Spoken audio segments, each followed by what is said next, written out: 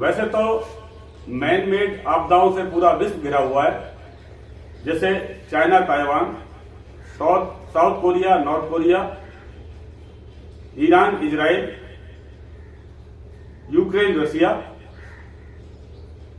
Ukraine और Russia का युद्ध इस 24 फरवरी को 1 साल हो जाएगा।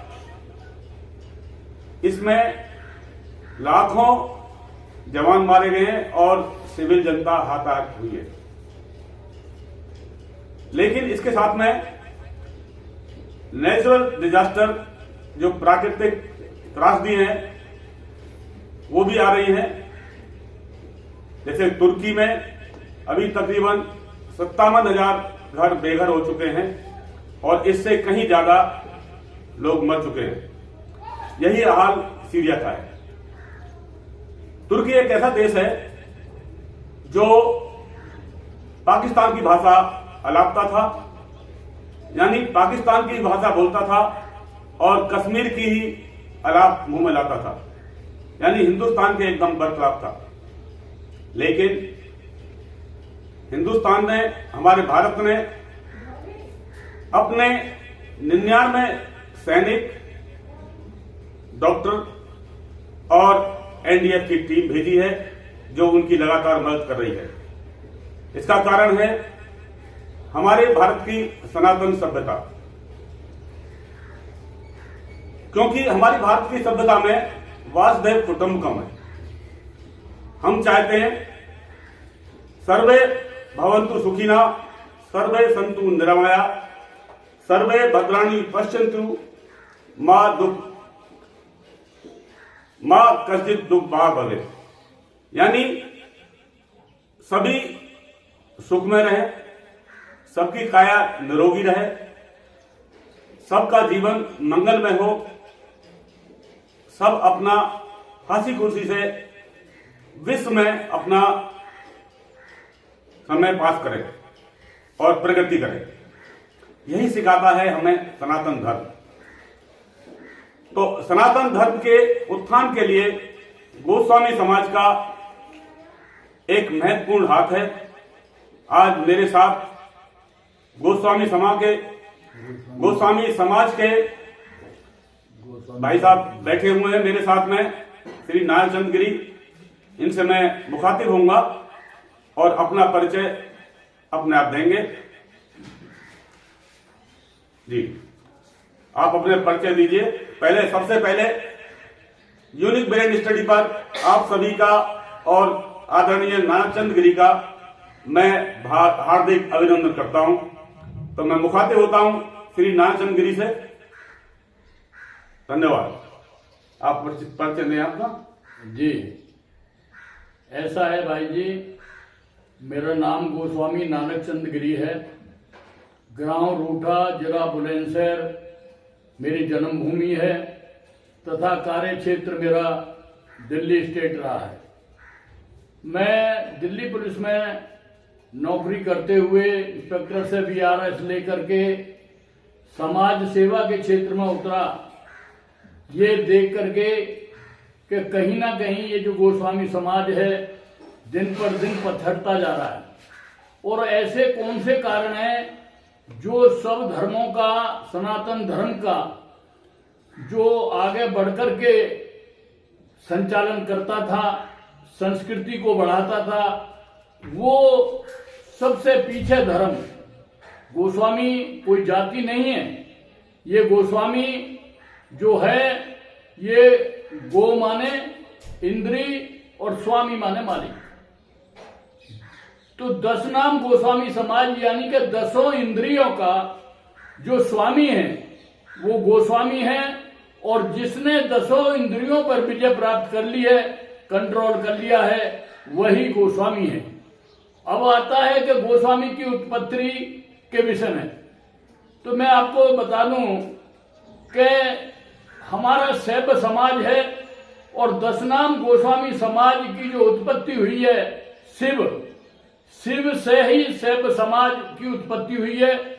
और हमारे जो गोस्वामी समाज के 10 जो ये नाम हैं, गिरिपुरी वन भारती, सरस्वती, तीर्थ, ये सब शिव जी के 10 अंगों से इनकी उत्पत्ति हुई है।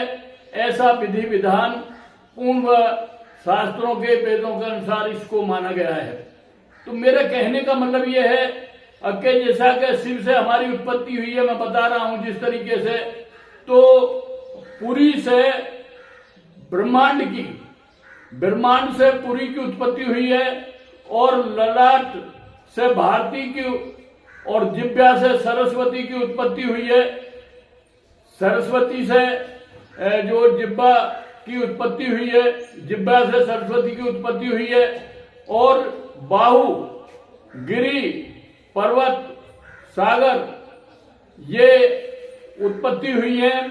और इसके बाद में जो कुछ से वन, अरण्य और चरण से तीर्थ, आश्रम, इस तरह से 10 नामियों की उत्पत्ति शिव के 10 अंगों से हुई है। हमारे आदि जगत गुरु शंकराचार्य ने 4 पीठ, जिस समय सनातन धर्म लुप्त होता जा रहा था, बौद्ध धर्म आगे बढ़ रहा था, उस टाइम जगत गुरु शंकराचार्य ने अपने 4 मठ स्थापित करके उन पर मठों पर शंकराचार्यों की उत्पत्ति की, और सनातन धर्म की रक्षा के लिए उन्होंने जो ये सेनाएं बनाई, जो अपना आज के जमाने में नागा के नाम से जाने जाते हैं, संतों के नाम से जाने जाते हैं। तो ये गद्दी हैं हमारी, 10 गद्दियों पे 10 ही उनके जो है सन्यासी होते हैं। जिस परंपरा के अनुसार जो किसी को मुंडन करके सनातन धर्म के किसी भी व्यक्ति को अपना नाम दे देता है, उसी में विलय हो जाता है। ये आज से नहीं, शुरू से ही इस संस्कृति को हम फॉलो कर रहे हैं और चल रहा है। दुख का कारण यह है कि हमारे जो शिव के जो भांग धतूरा जो उनके ऊपर मतलब जिनका वो उपयोग करते थे, उनका उपयोग आज की ताती में लोग बढ़ चढ़ के करते हैं। नशा का उपयोग करते हैं जो समाज में एक जहर फैलाने का काम करता है, जबकि वहां जो वो साधना का काम था, साधना के लिए उसका होता था, साधु संतों को साधना करनी है। हमारा जो ग्रस्त जीवन है, इसके अंदर जो सबसे पहला कार्य है शिक्षा का, संगठित रहने का, संस्कार का, वो भी हमारे लोग गद्दियों के माध्यम से देते हैं, जागृति का काम करते हैं। और बड़ी बात यह है कि तमाम दुनिया की नदियां जो हैं वो समुद्र में जाकर के गिरती हैं। सारे दुनिया की नदी समुद्र में जाकर गिरती है, लेकिन कोई नदी समुद्र से निकल करके कहीं नहीं जाती है। इसी तरह से सब धर्म सनातन धर्म के अंदर लुप्त हैं। सब धर्म सनातन धर्म से निकले हुए हैं। ओम से, शिव से, ये सभी धर्मों की उत्पत्ति है। और शिव का तो कोई खंडन करता ही नहीं है, कोई धर्म नहीं करता, चाहे वो क्रिश्चियन हो, चाहे वो मुसलमान हो, चाहे और दूसरा कोई धर्म हो। तो सनातन धर्म से सब धर्म की उत्पत्ति है, और सारी खपत सबका जो है सनातन धर्म के अंदर ही विलय है। अब ये है कि जैसे जैसे अलग अलग मजहब बने, अलग अलग धर्म बने, तो धर्म के आधार पर लोगों ने अपनी बात मनवाने के लिए हिंसा का सहारा लेना शुरू कर दिया है। ये एक दुर्भाग्य है, और इस के आधार पर जो लोग अपने धर्म को बढ़ा चढ़ा करके पेश करते हैं, वो उनकी बहुत बड़ी भूल है। लौट करके फिर वही सनातन धर्म में आना पड़ता है, सनातन संस्कृति को मानना पड़ता है। और हमारा किसी भी जाति से, किसी दूसरे धर्म से द्वेष नहीं बनता है। हम तो सभी के धर्मों का आदर सत्कार करते हैं, उनको बढ़ावा देते हैं, और आगे भविष्य में जैसा भी चल रहा है उपेक्षित हैं या उनको कहीं ना कहीं सम्मान मिलता है तो उसका भी देखा जाता है। अभी जिस तरीके से इन कार्यकलापों से दुखी होकर के हमने श्री शंकराचार्य सनातन 10 नामियों का, गृहस्थियों का श्री शंकराचार्य सनातन 10 नाम गोस्वामी अखाड़ा बनाया। उस अखाड़े के माध्यम से जिन बच्चों के एजुकेशन की जरूरत है, जो अनाथ हैं, जो कमजोर वर्ग के हैं, सभी के लिए हम शिक्षा के साधन बनाए हैं, अलग अलग हमने केंद्र बनाए हैं जहां से हम अपनी संस्कृति को फॉलो कर सकें, उनको बता सकें।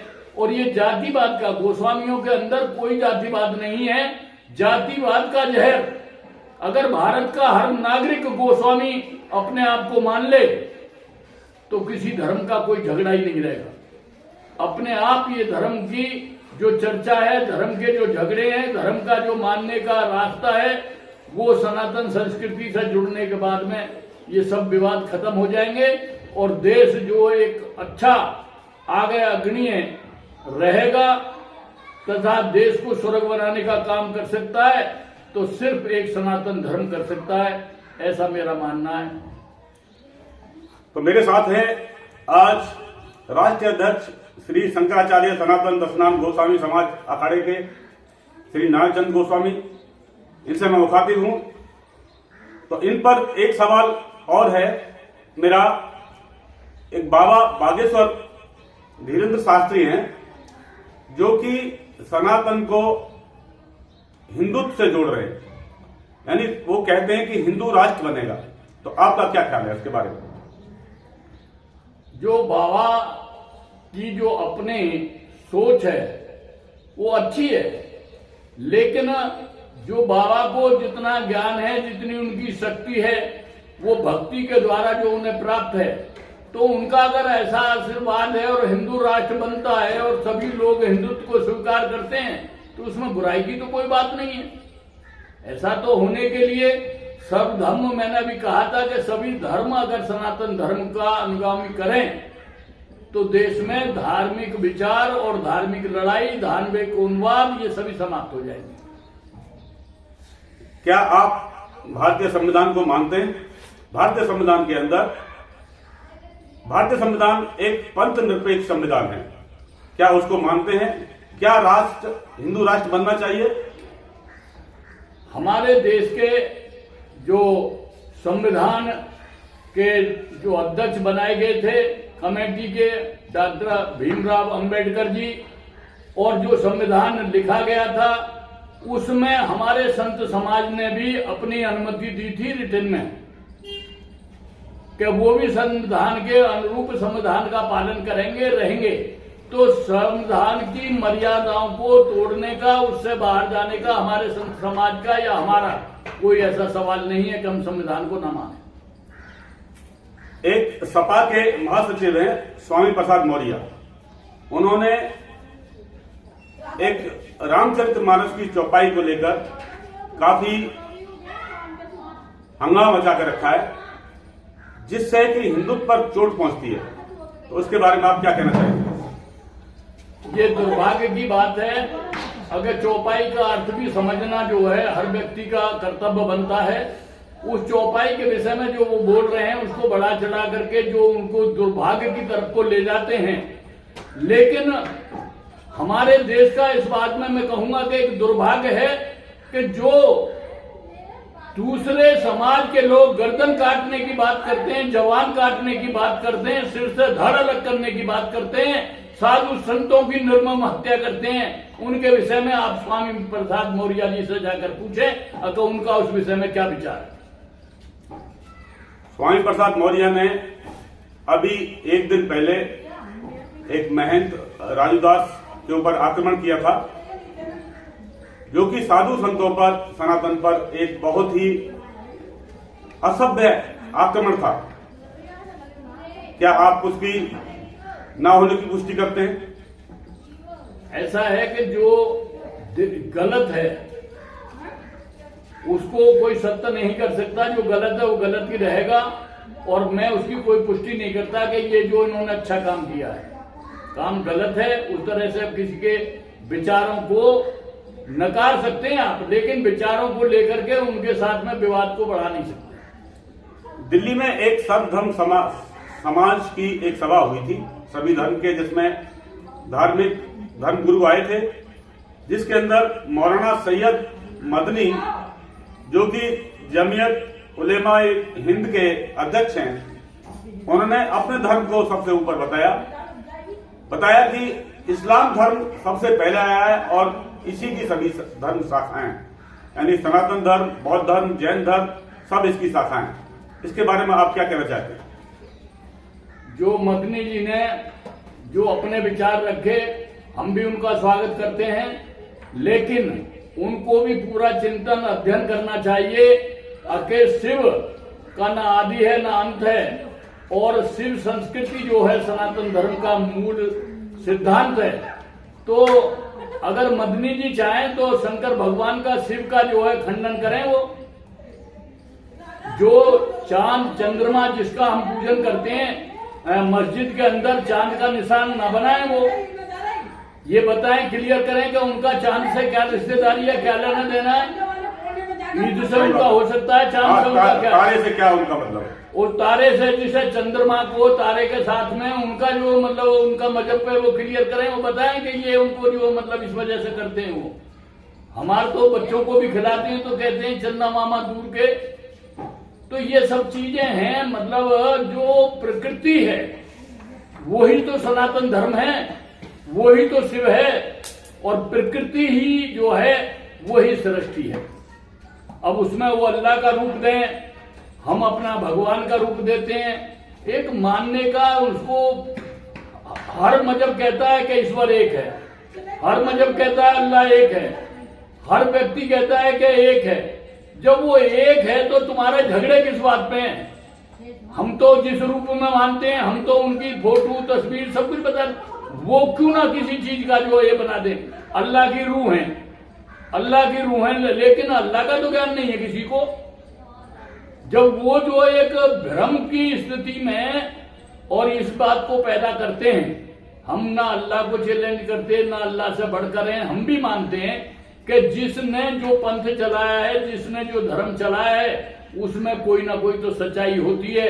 वही अल्लाह है, वही ईश्वर है, वही भगवान है, वही शंकर है।